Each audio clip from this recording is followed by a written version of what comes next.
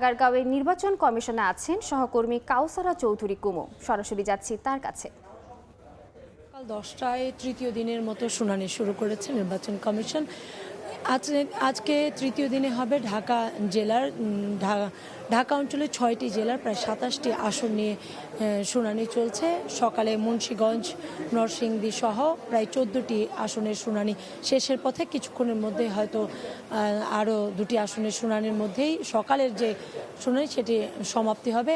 এর মধ্যে এখানে গাজীপুরের যে একটি আসন বাড়ানো হয়েছে, দুই নাম্বার আসনকে ভেঙে আরেকটি আসন বর্ধিত করেছে নির্বাচন কমিশন এবং বর্ধিত করে তারা খসড়া যে চূড়ান্ত করেছে সেটির পক্ষে বিপক্ষেও কিন্তু শুনানি চলেছে।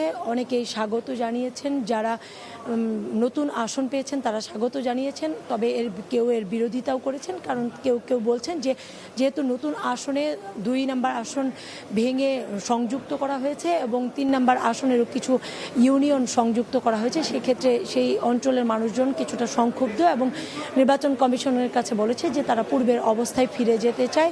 তাদের আগের যে আসনের সমানুপাতিক যে হার ছিল সেটি তাদের কাছে প্রযোজ্য এবং কাম্য বলে মনে করছেন। তবে এই যে আপিল শুনানি বিকেল 5টা পর্যন্ত চলবে। বিকেলে রয়েছে আরও 13টি আসনের শুনানি এবং তারপরে কিন্তু আগামীকাল 27শে আগস্টের শুনানির মধ্য দিয়েই শেষ হবে শুনানি এবং তারপরেই সিদ্ধান্ত নেবে নির্বাচন কমিশন যে ত্রয়োদশ জাতীয় সংসদ নির্বাচনের সংসদীয় আসনের যে পুনর্বিন্যাস সেটি সিদ্ধান্ত নেবে এবং চূড়ান্ত করবে।